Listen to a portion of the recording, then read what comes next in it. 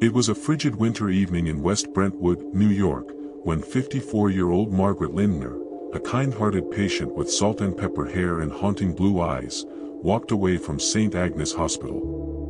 Rumor has it she simply vanished from the corridors, stepping into the darkness of February 1968 and never returning. At least, that's where the official story ends. But the truth? It's far more chilling. Margaret wasn't your average hospital patient. She carried herself with a quiet dignity, threadbare coat pulled tight against the cold, a well-worn book tucked under one arm. In West Brentwood, a sleepy Long Island suburb, she had become a comforting presence. Neighbors whispered about her dedication to knitting scarves for underprivileged children, or about how she'd quietly read to patients in the children's ward. She was soft-spoken, gentle, yet sorrow seemed to shadow her, an unspoken volume of stories no one asked her to share. Her blue eyes, framed by streaks of gray in her hair, glistened with both kindness and sorrow. She had arrived in Brentwood months before, after suffering a minor stroke, hoping for a quiet recovery. That she was never seen again has left the community haunted. On a cold February night, some say the 24th, others the 2nd, Margaret was reported missing. The hospital log lists her as leaving by the east entrance around 9:15 p.m., but staff say she was never signed out. The security guard, though questioned, said under oath he simply didn't notice a frail figure pushing through the door that night. Nor did the janitor. Even the cameras, allegedly, malfunctioned.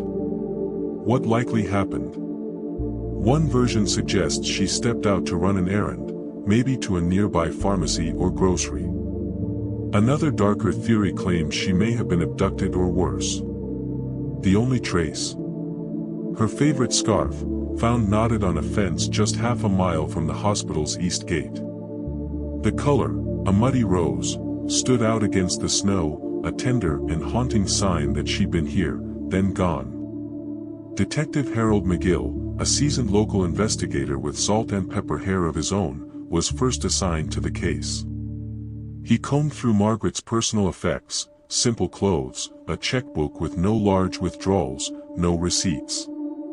No signs she'd planned to travel. No phone calls. And no family. Margaret apparently had severed ties years before, leaving relatives nobody could locate. The first lead came from a nurse. She was upset that week, the woman claimed. Something had frightened her. She didn't say what.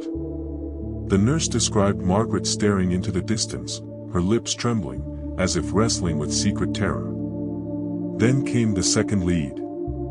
A local handyman reported he'd seen a silver sedan parked near the east wing around 9 p.m. on the night she vanished.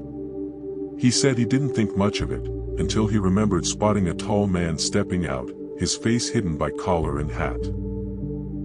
When McGill pulled motel records and cross-checked different cars, the sedan matched descriptions of vehicles registered to a local drifter with violent tendencies, named Richard "Rick" Clifford, a man who'd vanished around the same time the case went cold. McGill tracked Clifford to a boarding house near the station. But Clifford insisted he was far from Brentwood the night Margaret disappeared. His alibi, for drinking at a bar with patrons who vanished before police could talk, was thin. No definitive proof, no witness, no body. And then Clifford disappeared too. The trail went cold. We can never know what Margaret thought that night, or what drove her to open that door. Perhaps fear. Maybe delirium from medication. Or perhaps a sense of final peace, bringing closure to a life of service, leaving the hospital to linger in the cold for reasons we'll never fully understand. Detective McGill, shaken by the voids in his investigation, buried himself in the case. Friends say he replayed the night in his mind on lonely drives across the island. He became convinced that Clifford, or someone like him, was involved. But every lead became a dead end. It wore him down. Rick Clifford, what went on in his mind? Leonard Walters, who roomed with Rick at the time, later recalled. Rick drank horrors. He'd come in at 2 a.m. sometimes, muttering about voices in white coats and shadows in the halls. I hated the man, but he frightened me. Could he have followed Margaret? Lured her? Was he even sane enough to plan, or did it happen in a single, chaotic moment? We'll likely never know. Theory 1. Favored by McGill, the silver sedan and scarf point to abduction. But no physical evidence, no car matching her DNA found, no ransom note, no body. Suspended why? Did Clifford dispose of anything? Imagine a man who sees a frail woman, lost, leaves her traces in the snow, and that's that. Theory 2. Another grim possibility, Margaret wandered off, confused, and perished in the forest.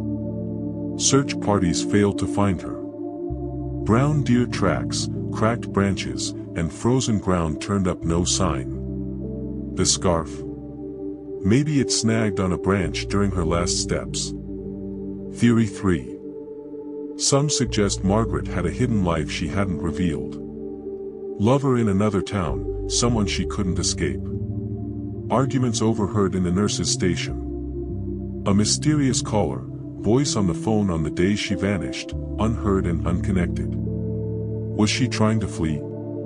Each theory waged war in whispers. Family, friends, detectives, everyone saw a different truth, each as incomplete as the next. For the people of West Brentwood, Margaret's case is a wound that never closed. Over decades, vigil candle ceremonies popped up on anniversaries. In 1998, a graduate student wrote a thesis on missing hospital patients, citing Lindner's disappearance as emblematic of systemic oversight. Her case has inspired documentaries, podcasts, and 20-something cold case profilers who scour internet bulletin boards, insisting breakthroughs are just around the corner. And Detective McGill? He never retired his file. Every Christmas Eve he'd drive by the hospital East Wing, park his car across the street, and stare at the amber light over the entrance. He told a colleague once, "If I ever find Margaret's story, or just a clue, her scarf under a dusty floorboard, a grave in the woods, I'll know I did something right." So where does the story end? With cold case detectives opening her file again in 2020. Technology today allows deeper DNA scans, new satellite imaging of woodlands, renewed witness appeals. Still, no sign, no corpse, nothing. On one rainy February afternoon in 2023, a postal worker found a tattered scrap of rose-colored fabric half buried in melting snow in a wooded ravine near the hospital entrance. Tests proved inconclusive.